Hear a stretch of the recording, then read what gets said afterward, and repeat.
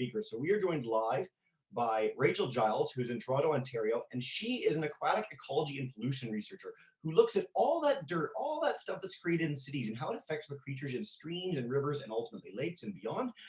So she's joining us for her entire month dedicated to marine plastic, marine issues, and freshwater ecology. So how can we save and protect amazing animals and organisms in these ecosystems? So without further ado, I'll turn it over to Rachel. Thanks so much for joining us, and take it away.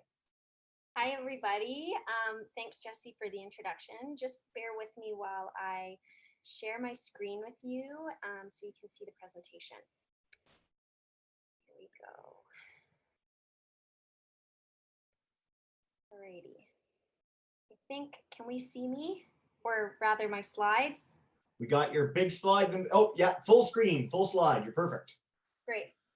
Alrighty, so thank you, Jesse, for the introduction. As he said, my name is Rachel Giles. I'm a researcher at the University of Toronto, and I'm going to be talking about the hidden gems of the stream, so aquatic invertebrates. And hopefully I can convince you by the end of my presentation today that aquatic invertebrates are really great and can tell us a lot about how river plastics and other types of pollution are affecting the health of our rivers, streams, lakes, and oceans. Ooh. Alrighty. So I am a researcher, like I said, at the University of Toronto. I am interested in pollution, different kinds of pollution that comes from cities and the surrounding areas. And I want to know how this pollution affects the wildlife that lives in these freshwater ecosystems, so in these rivers and streams. You can see in the top right corner where Toronto is, and it's right on Lake Ontario, and it's surrounded by lots of rivers and streams. And so Toronto is a really great place for us to understand the pollution that cities create, and also how it affects these aquatic ecosystems that are surrounding and within the cities themselves. On the bottom, you can see some pictures of the different types of animals that I've studied throughout my career, from plants to fish, and now these strange looking creatures that we call invertebrates. And in my free time, when I'm not doing my research, I really like to travel. So you can see a picture in the bottom right. I'm in the mountains in Peru. And I also like to spend a lot of time with my family. That's my twin sister there, and we spend lots of time together. So I want to welcome all of you who are with me today in our talk about river plastics and other pollution. Like Jesse said, we've got a great spread across North America, both here in Southern Ontario, in Guelph and Burlington and Toronto, but also in the US, in Michigan and Missouri, as well as the west side of Canada in Alberta. And what I want you to think about when thinking about where we're located and where you're located is how the types of pollution that I'm going to talk about today might be the same and also might be different to what I'm talking about. And I'll talk a little bit about that, but for you to think about and reflect on after our presentation today would also be great. So I want you to think about what you think of when you think of science. What do you think a scientist looks like, and what do you think science looks like? And I'm not sure what you're thinking right now, but I can tell you that when I was younger, I thought of this. So when I thought of science, I thought of a person that was alone in a white lab coat in a dark room in a basement, doing weird tests with test tubes and chemicals, and kind of that idea of a mad scientist. And there are lots of scientists who still do that kind of science. And in fact, I spend a lot of time in the lab doing that kind of science. But what excites me most about the kind of science that I do is that the outdoors is really my laboratory. So I can go outside and see the world around me, see the trees and the water and the oceans and the lakes, and I can ask questions and try and answer them by doing my kind of science. So I spent a lot of time camping when I was a kid. I like to spend time outdoors now. And so if you're that kind of person who likes to spend time outdoors, then maybe this is a kind of science that you would be interested in. Another thing I really like about the kind of science that I get to do is that it takes me to faraway places in the world. So in the bottom right photo, there's a picture of some work that I did just recently in Vietnam. That's in Southeast Asia. It's about 24 hours of travel from here in Toronto. And there we were studying river plastics and how they were affecting the ecosystems there. So if you like the outdoors and you like traveling, and you like animals, this might be a kind of science that you'd be interested in.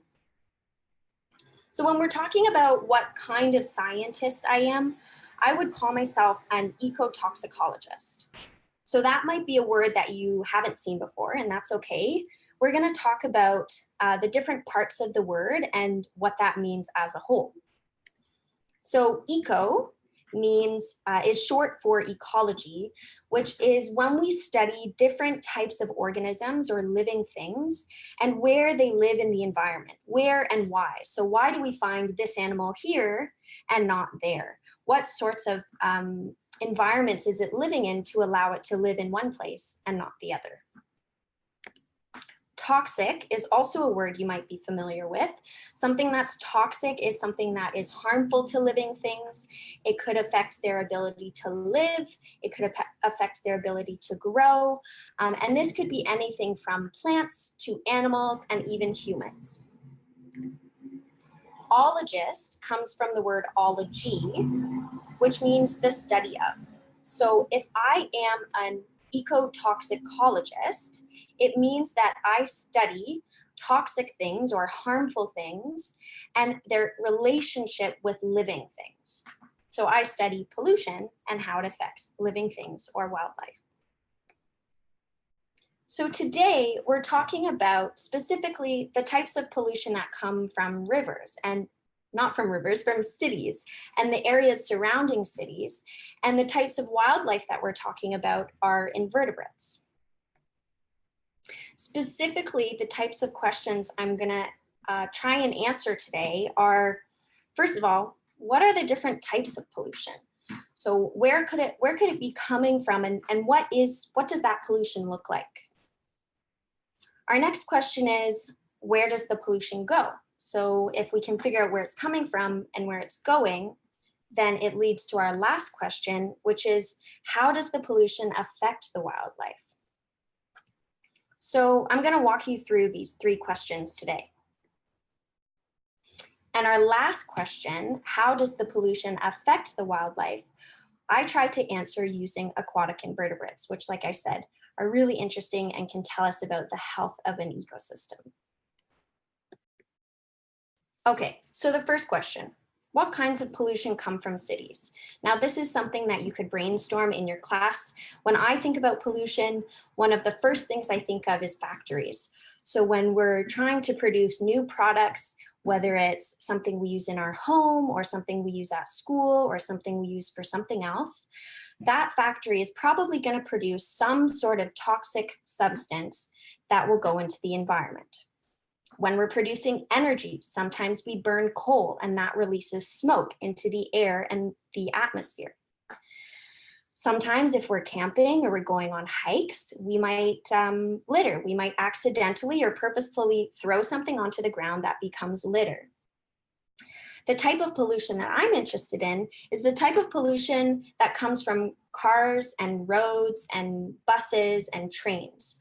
So if you think about how you got to school today, chances are you drove in a car, you rode a bike, you took a bus or a train or something like that. And so that vehicle that brought you to school today had pollution that came with it. So here are some pictures of the types of pollution that are related to cars and vehicles. On the top left, we have salt. So here in Southern Ontario, it's winter for a lot of the year. We put salt on the ground to melt the ice and snow so that it's safe for us to walk and for us to drive. Things like buses and cars require gasoline in order to run. And unfortunately, sometimes the gasoline will drip down onto the roads and it creates that beautiful rainbow picture, but it's actually not so great for the environment.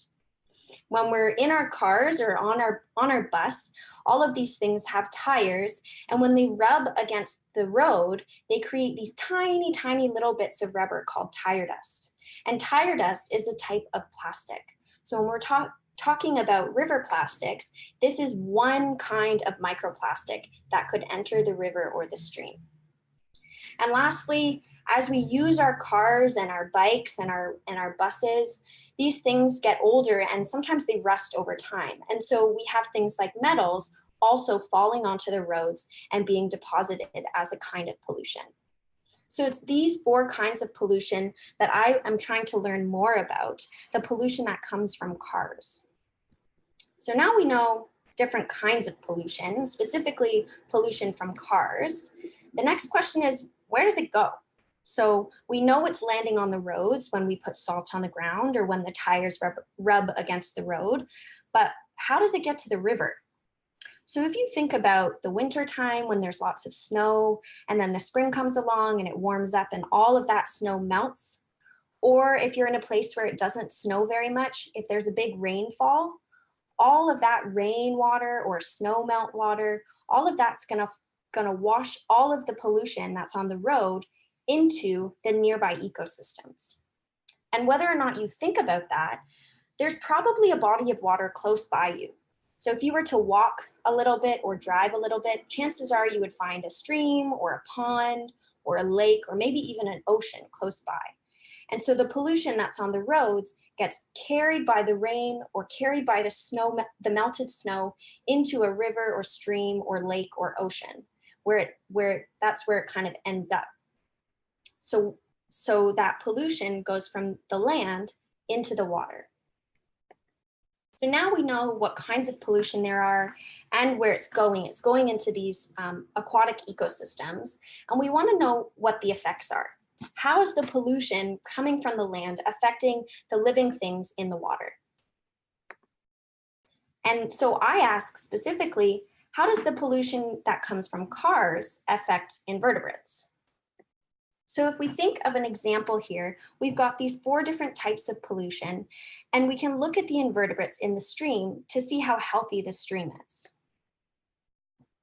For those of you that aren't sure what an invertebrate is, this is a little diagram of a food web from an ocean. So we've got turtles and phytoplankton and seaweeds, jellyfish, even humans and birds. A freshwater ecosystem is very similar to this, except for that we haven't got some species. So we haven't got jellyfish, we haven't got whales or seals in lakes or rivers. But we've got a lot of the other components. We have fish, we have humans, we have phytoplankton or algae. We've also got zooplankton and invertebrates. So the invertebrates are the things here at the bottom of the stream. They live in the mud or the sediment at the bottom of the lake or the ocean or the stream. And they are things like mussels, worms, and baby or larval insects. So a dragonfly larva or a beetle larva or even a sort of caterpillar or moth type larva can all be found and are all considered benthic invertebrates. So here are some pictures of invertebrates that you can find where I do my research. So I know we have a group here from Toronto. I do my work in the Humber River, which is one of the larger rivers and more urban rivers in Toronto. And these are some of the pictures of the different invertebrates that I can find or have found in the Humber River where I do my work. And in my hand there is a picture of a freshwater mussel. So they get pretty big, or they can, depending on the species. What you can see from this slide is that there's a huge variety of aquatic invertebrates. And because there's so much diversity or biodiversity, there are certain species that are able to live in more polluted or less polluted environments. And so when we go into a river, we can see how many different kinds of species we find or how diverse it is. And that can tell us about how healthy the stream is. So if we're thinking about the example of pollution from cars and how it might affect invertebrates, if we're in a stream or a river where there's no pollution, we would expect to find lots of different kinds of invertebrates. We'd find mussels and worms and larvae and little caterpillar larvae and stuff like that. And then if we were to go into an environment where there's lots of pollution, say like the city of Toronto, we would expect to only find a few species. And the species that we find in these really polluted areas are the species that are able to survive with these high levels of pollution. So rather than seeing lots of diversity, we see only a little bit of diversity, and we see just a lot of those few species or groups. And so that is how we tell if an ecosystem is healthy or not so healthy. So, and that's how we use aquatic invertebrates as bioindicators. And this is why they're so cool and why I think they're the gems of the stream, because they can tell us about how healthy the ecosystem is. Instead of having to study lots of different parts of the stream to tell us whether or not the stream is healthy, we can look at this one group of organisms. And based on how much diversity we find, we can say, yes, the stream is doing pretty well, or no, the stream is not doing so well. So again, in a healthy ecosystem, we find lots of diversity. And in an unhealthy ecosystem, we find not so much diversity. So by looking at the diversity of invertebrates only, these bioindicators of ecosystem health, they can tell us how the pollution from cars and perhaps other kinds of pollution as well affect wildlife. So you might have a question about how we actually collect these invertebrates. This is one of the most fun parts for me as a scientist. So the first thing that we do is we have to actually get to the stream. So this is a picture of our field van. We drive it out about 2 hours outside of Toronto, and that's all of our gear there. We then go into the stream and we put this piece of equipment. It's called a Hess sampler. It looks kind of like a giant pot for soup. And you put that in the bottom of the stream, and that collects some of the mud, and you stir up the inside of the Hess sampler to stir up all of the invertebrates that are living in the mud at the bottom of the stream. Then you take that Hess sampler out of the water and you make sure that all the invertebrates are inside of that net, the little white thing that's hanging down. And we put them into a container and fill up the container with ethanol or alcohol, which keeps the invertebrates from degrading or rotting.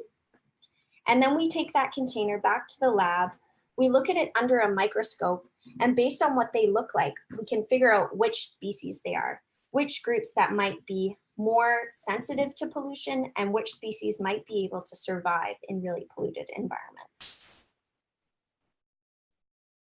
So we've learned about the different types of pollution that come from cities, whether it be from littering or from factories, from coal, burning of coal, or even from roads. And we've learned about how we can look at invertebrates to be bioindicators that tell us about how healthy the stream is. But you might be wondering what you can do in your own household, in your communities, and in your schools to reduce the different types of pollution that are coming into your rivers and streams and lakes and oceans. The first thing that I would suggest is to lead a cleanup. So this is a picture here actually of this past weekend. Saturday was International Coastal Cleanup Day. So what that means is that people all throughout the world were leading cleanups in their neighborhoods. So they would go out either to their rivers or their lake shores, or maybe even in just their neighborhoods, because our neighborhoods are connected to our water, and they would clean up litter. When you clean up litter, you also record how much you find and what kinds you find. And so in addition to actually cleaning up your neighborhood and reducing the pollution in your own households, you're also creating data that gets sent to basically a website that scientists can use to do research. So you're not only having an impact on your local communities, but you're also creating data that scientists can use throughout the world in order to better understand litter and how it affects the environment. You can also go into your homes or your other communities and share what you've learned today. Talk to others about the different types of pollution and where it comes from, and how we can use different wildlife to understand how healthy an ecosystem is. When talking about the pollution that comes from cars specifically, you can change your own habits. So maybe once a week you walk to school instead of taking a car. Maybe you carpool instead of driving with just your family.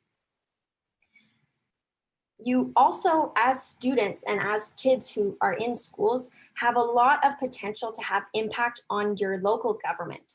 So if this is an issue that you care about, whether it's the tire dust, the little bits of microplastics, or whether it's the salt use, you can write to your local government and tell them, hey, this is an issue that we know about. it's an issue that we care about, and it's something that we want to do something about.